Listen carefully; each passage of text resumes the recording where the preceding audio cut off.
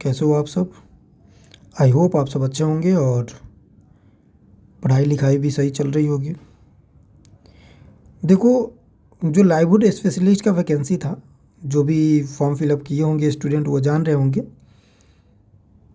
ये एक्सपेक्ट नहीं था कि जो इसका एडमिट कार्ड है वो जल्दी ही प्रोवाइड करा दिया गया जाएगा, लेकिन प्रोवाइड करा दिया गया है। चुनाव हुआ, चुनाव के 2 दिन बाद ये एडमिट कार्ड रिलीज़ हो गया। हमने आपको शॉर्ट्स वीडियो के माध्यम से सारी जानकारी दे दी। एग्ज़ाम डेट हमारा 21 तारीख को है। तो अगर हम बात करें तो गिनती के हमारे पास 5 दिन बचे हुए हैं।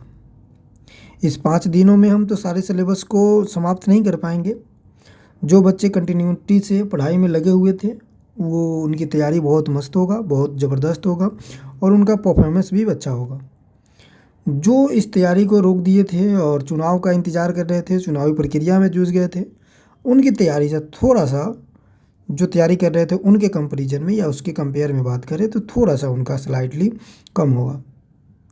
तो अब हमारे पास 5 दिन बचे हुए हैं, तो 5 दिन को हम सिर्फ ऐसे लगाएंगे नहीं कि चलो ठीक है एग्ज़ाम दे देंगे, 5 दिन छोड़ देते हैं।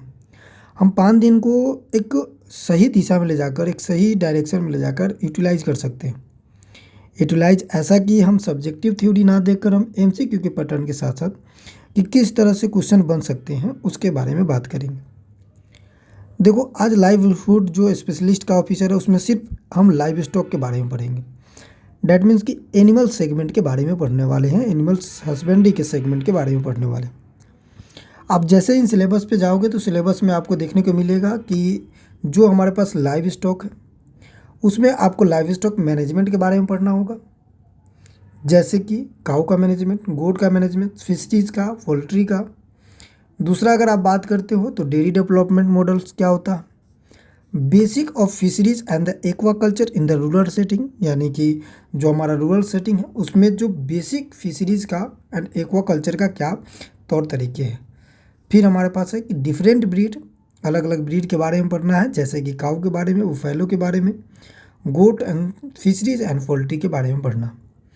लास्ट अगर देखेंगे छठा पॉइंट, पांचवा पॉइंट, तो हमारे पास है कि health care, housing, nutrition and the breeding management of cow and goat and also fisheries and poultry. देखो, एनिमल हस्बेंड्री में अगर बात करें तो 25% सिलेबस यही होता है। ये आपको देखने में लाइनिंग वाइज 5 ही लग रहा है, लेकिन हमारे पास सिलेबस इसका ज़्यादा है। तो हम इस समय क्या करेंगे, क्या तो सिलेबस तो हम पढ़ नहीं सकते हैं सारा एक एक करके, लेकिन इस सिलेबस के अकॉर्डिंग मोस्ट इम्पोर्टेंट जो क्वेश्चन बन सकता है, जो पूछा जा सकता है, उस क्वेश्चन के बारे में हम डिस्कशन कर सकते हैं। अगर इस क्वेश्चन के डिस्कशन से रिलेटेड बात करें तो आज का जो हमारा सेगमेंट रहेगा वो सिर्फ लाइव स्टॉक यानी कि एनिमल हस्बेंड्री का सेगमेंट रहेगा, जिसमें एनिमल से तरह तरह के हम क्वेश्चन देखने का, यानी कि अनेक प्रकार के क्वेश्चन देखने का प्रयास करेंगे। इस क्लास का जो पैटर्न रहने वाला है, इसमें हम एमसीक्यू बेसिस पे क्वेश्चन देखेंगे। नंबर ऑफ क्वेश्चन हमारे पास कम ही होगा, लेकिन नंबर ऑफ प्रैक्टिस हमारे पास ज़्यादा होगा। उसको एक्सप्लेन हम ज़्यादा करेंगे, उसके बारे में डिस्क्राइब हम ज़्यादा करेंगे। तो आप सबसे निवेदन है कि अगर आप एमसीक्यू ये वाला देख रहे हैं तो आप एक पेन और पेज रख लेंगे अपने पास, और जो भी चीज़ आपको नहीं आता है, जो रिवाइज कराया जा रहा है, उसको नोट डाउन कर लेंगे। मैं पूरे कोशिश करूंगा कि इस क्लास में हम आपको आधा से ज़्यादा एनिमल हस्बेंड्री के बारे में जो इम्पोर्टेंट पॉइंट है वो हम करा दें। देखो, ये पूरा कराना इतना जल्दी संभव नहीं है, लेकिन 5 दिन को हम यूटिलाइज बहुत अच्छे तरीके से कर सकते हैं अगर आप साथ देते हैं तो। लाइव स्टॉक पहले देखेंगे, यानी कि एनिमल हस्बेंड्री वाला पार्ट देखेंगे। उसके बाद हम फिर मूव ऑन करेंगे कि इस पर सस्टेनेबल एग्रीकल्चर या जो फार्मिंग था, जो एग्रोनॉमी का एक इम्पोर्टेंट पार्ट है, टाइप ऑफ फार्मिंग, उसके बारे में बात करेंगे। फिर जैसे ही हमारा समाप्त होगा फिर किसी दूसरे सब्जेक्ट पे हम मूव ऑन करेंगे। चलिए तो स्टार्ट करते हैं और एक एक करके सारी चीज़ों को हम समझते हुए चलते हैं। इस क्वेश्चन का मतलब इस सीरीज़ का पहला जो हमारा क्वेश्चन है वो क्वेश्चन ये है कि when was sheep domestication start, यानी कि शीप का डोमेस्टिकेशन कब स्टार्ट हुआ था। अब जब डोमेस्टिकेशन का बात आ चुका है तो एनिमल हस्बेंड्री में हम एनिमल्स का हिस्ट्री पढ़ते हैं। क्या पढ़ते हैं? History of animal husbandry. तो हिस्ट्री ऑफ एनिमल हस्बेंड्री में जब हम पढ़ते हैं तो हम ये देखते हैं कि 10,000 जो हमारे पास बीसी था, और हाँ, एडी और बीसी का फ़र्क आप समझ लेना, एडी और बीसी। देखो, एडी और बीसी हमारे एग्रीकल्चर पर्सपेक्टिव से तो उतना क्वेश्चन पूछा नहीं जाता है कि एडी और बीडी होता क्या है, लेकिन हम बार बार कंफ्यूज ना हो, इसकी वजह से हमें थोड़ा समझदारी ज़रूरी करना है, समझदारी डेवलप करना है। तो जैसे मान लो कोई हमारे पास जितने भी समय हैं उसको निर्धारित करने के लिए हमने एक की पॉइंट ऐड कर लिया। जैसे मान लो कि हमें पता नहीं था कि हम लोग कौन सी साल में जी रहे हैं। कल अगर कोई प्लान करना है उसे कल को क्या कह सकते हैं, जैसे आमतौर पे आज कहते हो ना कि कल मीटिंग है, कल ये है, परसों ये है, 2 दिन पहले ये हुआ था। तो ये समय किसने बनाया, किसी न किसी बनाया होगा। तो इस समय को बनाने के लिए हमने एक पॉइंट लिया जिसका पॉइंट का नाम है ईसा मसीह। आपको जितना शॉर्ट कट बताया जा रहा है उतना ही याद रखना। ईसा मसीह के जितने पहले की एक्टिविटी हुआ था, एक्टिविटी इन द सेंस कि जितने भी ईयर्स पहले था उसे हम बीसी कहते हैं, और जितने भी ईसा मसीह के जन्म के बाद जितने भी एक्टिविटी हुए उसे हम क्या कह दिए, उस साल को हमने एडी कह दिया। तो हमारे पास एडी और बीसी का जो कंसेप्ट है वो क्लियर हुआ। और कंसेप्ट में सिर्फ आपको इतना याद रखना है कि हम ईयर्स को मैनेज करने के लिए, उसे जानने के लिए हम क्या पढ़ते हैं, बीसी और एडी पढ़ते हैं। तो जब हिस्ट्री की बात करते हैं ना, तो 10,000 बीसी में जब मनुष्य हंटिंग करना स्टार्ट किया था, और ये एक लंबा प्रोसेस था, बहुत दिनों तक चला। हंटिंग का मतलब होता है कि मनुष्य जानवर को क्या करता था, शिकार करके खाता था, चाहे वो उसका मीट कांचा हो या पाका हो, दोनों रूप में वो क्या करता था, कंज्यूम करता था। फिर मनुष्य ने क्या किया, ये चीज़ें सोची कि भाई हमें जाने में थोड़ा समय लगता है। और कभी कभी होता क्या था कि अगर 5 लोग शिकार करने जा रहे हैं तो उसमें से 2 लोग ही वापस आते थे, 3 लोग ही वापस आते थे, कुछ लोग को जानवर ही मारकर खा जाता था। चूँकि जानवर जो जंगल है उसमें दोनों जानवर ही है, एक जानवर दूसरे जानवर को मार रहा है, तो जो जिससे जीतेगा वो उसको मार के खा जाए।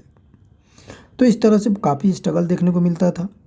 तो इसी बीच हुआ क्या कि एक जो एनिमल्स था जिसका नाम डॉग है, उसका जो स्मेलिंग पावर है ना वो काफ़ी ज़्यादा है।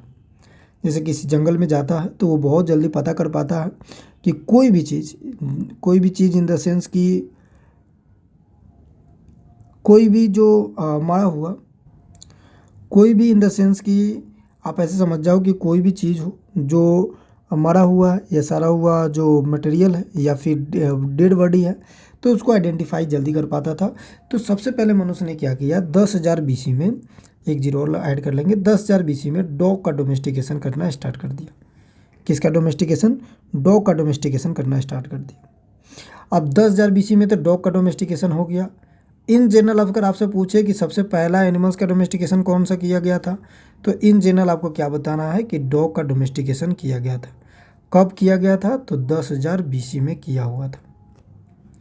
उसके बाद 8700 बीसी में सीप का डोमेस्टिकेशन किया गया।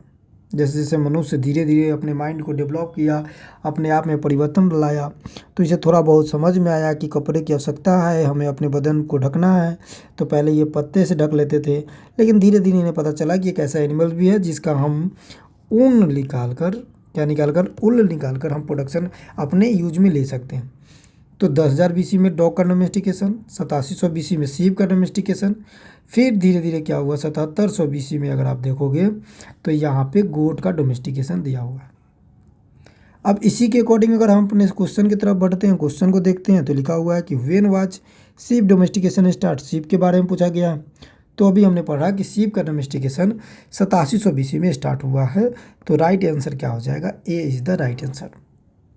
7700 बीसी में क्या हो जाएगा, तो हमारे पास ये हो जाएगा गोट का डोमेस्टिकेशन हुआ था।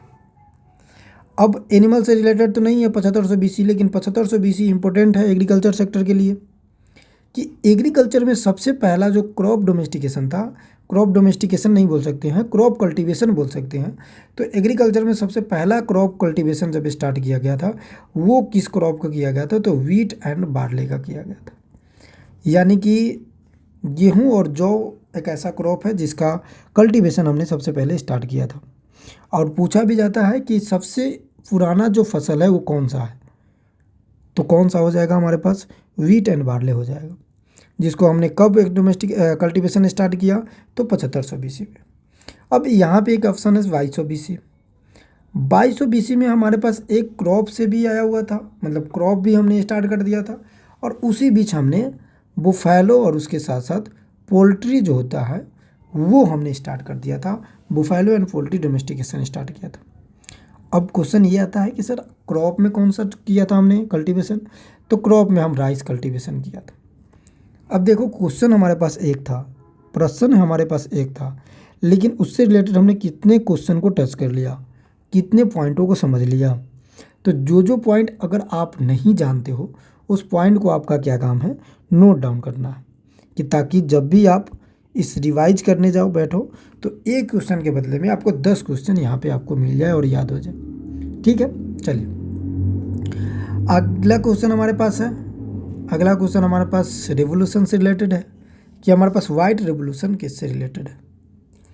अब देखो, रेवोल्यूशन जो टर्म है ना, रेवोल्यूशन का मतलब होता है कि किसी भी पर्टिकुलर स्टेट, किसी भी पर्टिकुलर टॉपिक पे आप विशेष प्रकार के काम कर रहे हैं, जिसके किए हुए काम किसी अन्य काम के तुलना में काफ़ी बेनिफिट है, और वो रिजल्ट बेनिफिशियल है सबके लिए।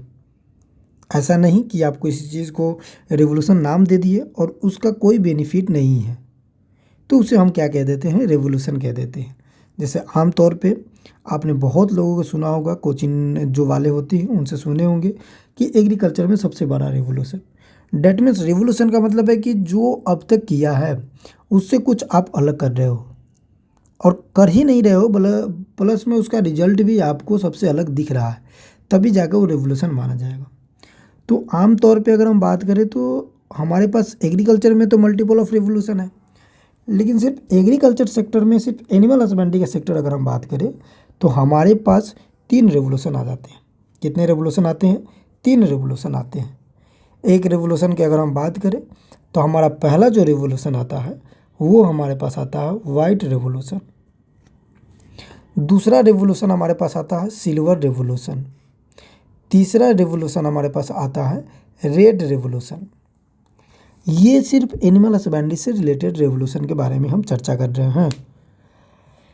अब यहाँ पे है कि वाइट रेवोल्यूशन, जिसे हम किस नाम जानते हैं, हिंदी में इसे श्वेत क्रांति के नाम से जानते हैं, और इसका दूसरा अगर इंग्लिश में नाम पूछेंगे हमसे तो हम आपको बताएंगे क्या, ऑपरेशन फ्लड के नाम से भी जानते हैं, जो मिल्क से रिलेटेड है। कई बार क्वेश्चन ये पूछ दिया जाता है कि white revolution is the related to, बस इतना ही पूछा जाएगा।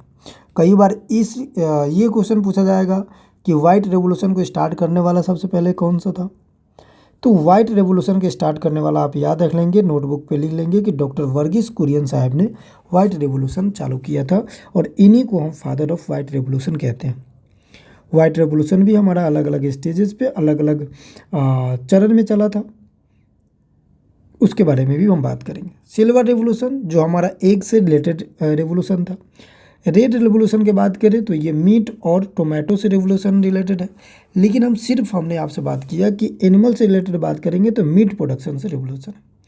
अब वाइट रेवोल्यूशन में आपने देखा कि Verghese Kurien father of white revolution कहलाया। सिल्वर रेवोल्यूशन में कोई फादर नहीं है, लेकिन हम इंदिरा गांधी को as a mother of silver revolution के नाम से जानते हैं।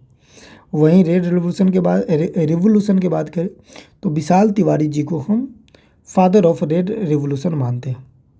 अब ऑप्शन के अकॉर्डिंग और क्वेश्चन के अकॉर्डिंग बात करते हैं तो वाइट रेवोल्यूशन किससे रिलेटेड है, तो मिल्क से रिलेटेड है, अभी हमने बात किया। तो राइट आंसर क्या हो जाएगा, राइट आंसर इज द सी। तो तीसरा हमारा क्या हो जाएगा, सही आंसर हो जाएगा। मीट के लिए आप पढ़ चुके हैं कि रेड रेवोल्यूशन होता है, एग के लिए आप पढ़ चुके हैं कि हमारे पास सिल्वर रेवोल्यूशन होता है।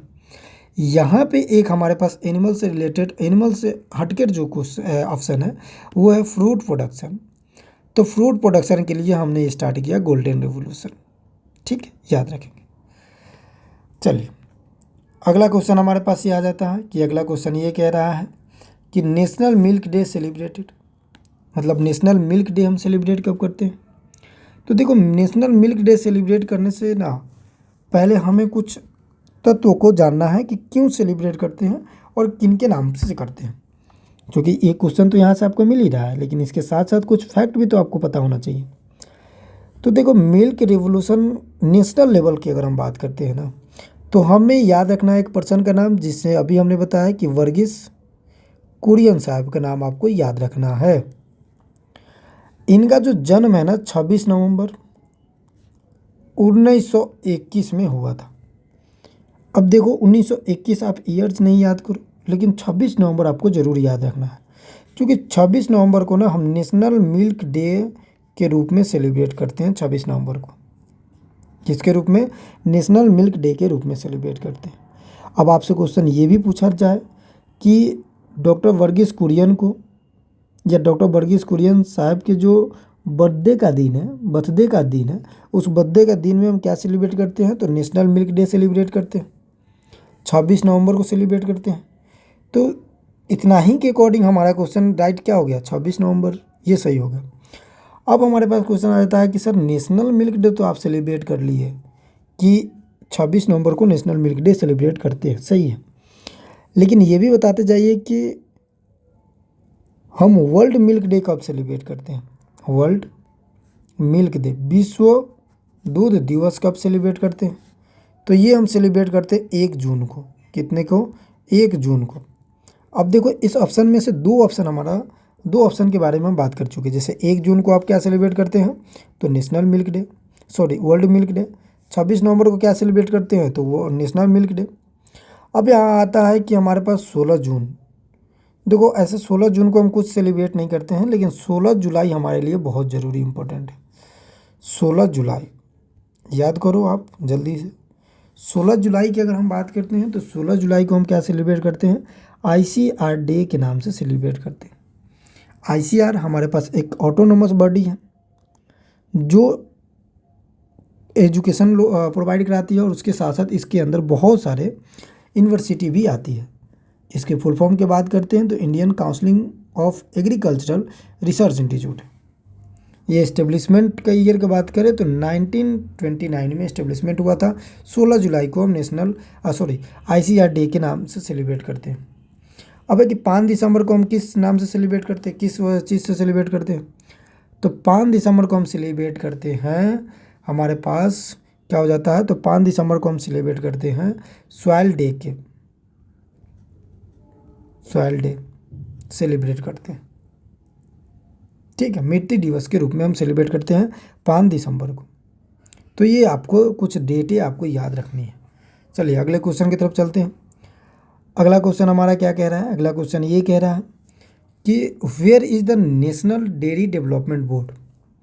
अब देखो जब वाइट रेवोल्यूशन चलाया गया ना, तो रेवोल्यूशन का मतलब ही होता है कि लार्ज एरिया पे होना, एक बड़े स्केल पे होना। तो बड़े स्केल पे करने के लिए हमें एक ऑर्गेनाइजेशन बनाना पड़ेगा, एक लोकेशन ऐड करना पड़ेगा, एक इंस्टीट्यूट बनाना पड़ेगा या एक बोर्ड बनाना पड़ेगा जो सबको कंट्रोल करते हैं। अब अगर हम बोर्ड नहीं बनाएंगे तो सारे लोग अपने आप में कहने लग जाएंगे कि मैं ऑनर हूँ, मैं ये लीड कर रहा हूँ। फिर इस तरह से हमारा क्या हो सकता है? काम भी कर सकता है। तो फिर हम करेंगे क्या? तो उसके लिए हमने एक बोर्ड बनाया कि एक बोर्ड बनाएंगे और ये बोर्ड डिसाइड करेगा कि कौन इसका कर्ता धर्ता होगा, यानी कि कौन इसका प्रेसिडेंट होगा, कौन इस जो हमारा कैंपेन है, जो हमारा रेवोल्यूशन है उसको लीड कर सकता है। तो हमने एक बोर्ड बनाया और उसके साथ साथ मिल्क के बारे में ज़्यादा ये लोगों को बता सकता है। और ये पहले से ही संस्था बनी हुई है, लेकिन मिल्क हमारा उतना प्रोडक्शन बढ़ नहीं रहा था रेवोल्यूशन से बिफोर। तो अगर हम बात करें कि कौन सा बोर्ड बनाया, तो देखो दो चीज़ें याद रखना, NDDBA की याद रखना, जो बहुत इंपॉर्टेंट है। इसका फुल फॉर्म की अगर हम बात करें ना, तो ये हो जाता है नेशनल डेयरी डेवलपमेंट बोर्ड। यानी कि जो डेयरी है, डेयरी का मतलब क्या होता है? दूध उत्पादन से रिलेटेड। तो एनिमल्स का जो मेन प्रोडक्ट है दूध उत्पादन, उस दूध उत्पादन से रिलेटेड जितने भी हमारे पास रिसर्च इंस्टीट्यूट होंगे, जितने भी हम एक्टिविटी कर सकते हैं, इस बोर्ड वाले डिसाइड करेंगे। और इस बोर्ड को हमने कहाँ इस्टेब्लिशमेंट कर दिया? तो इस बोर्ड को हमने आनंद गुजरात में इस्टेब्लिशमेंट किया। अब कई बार आपसे क्वेश्चन पूछा जाएगा कि ईयर वाइज भी बताइए। तो 1965 को हम नेशनल डेयरी डेवलपमेंट बोर्ड के नाम से हमने एक बोर्ड बनाया। उसको हमने कहाँ से इस्टेब्लिशमेंट किया? तो आनंद गुजरात। और कब किया? तो 1965 में हमने किया था। अब रेवोल्यूशन चला था कब? तो रेवोल्यूशन हमारा 1970 से स्टार्ट हुआ था, लेकिन 5 साल पहले हमने इस चीज़ पे बात की थी, इसके लिए हमने एक बोर्ड बनाया था। अब एनिमल्स जब पढ़ ही रहे हैं, अब जब हम बोर्ड हमने देख ही लिया, तो एक और बोर्ड आपको नाम याद रखना है। उस बोर्ड का नाम क्या है? हिसार नहीं होगा, करना लो। इस बोर्ड का नाम है हमारे पास NDRI, national dairy research institute. अब देखो नेशनल डेयरी रिसर्च इंस्टीट्यूट का मतलब है कि सबसे पहले एक रिसर्च इंस्टीट्यूट बनाया गया था जो डेयरी डेवलपमेंट पे काम करे। हमने बोर्ड बाद में बनाया, लेकिन पहले ये बनाया था। इसका फुल फॉर्म होता है नेशनल डेयरी रिसर्च इंस्टीट्यूट। ये आज़ादी से पहले इस्टेब्लिशमेंट हुआ, फिर हमने आज़ादी के बाद भी इसका नाम बदलकर अलग रख दिया। आज़ादी से पहले इसका नाम नेशनल डेयरी रिसर्च इंस्टीट्यूट था, लेकिन ये कहाँ पे था? 1923 में इसका इस्टेब्लिशमेंट किया गया था। कहाँ पे? तो बेंगलोर कर्नाटका में। फिर आफ्टर इंडिपेंडेंस, यानी कि जब आज़ादी मिली, हमें फ्रीडम मिला, तो फ्रीडम के बाद फिर हमने सोचा कि हम अपने तरीके से करेंगे और हमें सच में जहाँ पे इसे लोकेशन पे बैठाना है तो वहाँ पे बैठाएंगे तो ज़्यादा ये प्रॉफिट देके जाएगा। क्योंकि कोई भी बोर्ड, कोई भी रिसर्च इंस्टीट्यूट हम वहीं बनाएंगे ना जो लोकेशन उस चीज़ के लिए काफ़ी ज़्यादा प्रभावित होगा। तो बेंगलोर में मिल्क से रिलेटेड तो ये बात पच नहीं रही है, तो हमने कहाँ बना दिया इसको? तो हमने बना दिया करनाल हरियाणा में। कहाँ बना दिया? करनाल हरियाणा में। तो इसका इस्टेब्लिशमेंट 1955 में हमने किया। अब देखना, एनडीआरआई से 2 क्वेश्चन बनने की संभावना है। एक क्वेश्चन ये है कि एनडीआरआई का फर्स्ट इस्टेब्लिशमेंट तो बेंगलोर कर्नाटका कब हुआ था? तो 1900, आप याद रखेंगे, 23 में। वहीं सेकेंड यानी कि आफ्टर इंडिपेंडेंस, या फिर पूछ ले कि आज़ाद भारत का पहला एनडीआरआई इस्टेब्लिशमेंट कब हुआ था? तो 1955। कहाँ पे? तो हिसार हरियाणा, सॉरी करनाल हरियाणा में हुआ था। ठीक है, तो ये चीज़ें आपको कुछ रिलेटेड टर्म याद रखना होगा। अब अगले क्वेश्चन की तरफ बढ़ते हैं। अगले क्वेश्चन पे अगर हम बात करें तो क्वेश्चन कह रहा है कि what is the rank of India in the milk production. मतलब इंडिया का क्या रैंक है मिल्क प्रोडक्शन में। अब देखो, पहला जो हमारा रैंक था ना 1970 से पहले, वो काफ़ी पीछे चल रहा था। ठीक है, तो फिर हमने रिवोल्यूशन स्टार्ट किया किन के उपलब्ध में, किन के गाइडलाइन में, तो किन के लीडरशिप में किया? तो डॉक्टर वर्गीस कुरियन साहब के लीडरशिप में हमने ये एक रिवोल्यूशन स्टार्ट किया, या फिर कह सकते हैं कि उन्होंने एक रिवोल्यूशन स्टार्ट कराया। पीछे हमने बात किया था कि एनडीडीबी जो नेशनल डेयरी डेवलपमेंट बोर्ड था, उनका सबसे पहला जो प्रेसिडेंट थे वो वर्गीस कुरियन साहब थे। अब जब प्रेसिडेंट ये थे तो लीडर यहीं थे, कर्जकर्ता यहीं थे, कार्यता धर्ता भी यहीं थे। तो इनके उपलब्ध में हमने रेवोल्यूशन स्टार्ट किया है, और या बोल सकते हैं इन्होंने रेवोल्यूशन स्टार्ट किया। और उस रेवोल्यूशन के पश्चात जैसे आप स्टेजेस अगर देखेंगे रेवोल्यूशन का, तो 13 जनवरी को स्टार्ट होता है 1970 को, और ये पहला चलता है 1970 से 1980, फिर 1980 से 1985, फिर 1985 से 1996 चलता है। और 1996 के बाद यानी कि 1998 में जाकर इंडिया जो है वो फर्स्ट रैंक हो जाता है मिल्क प्रोडक्शन में।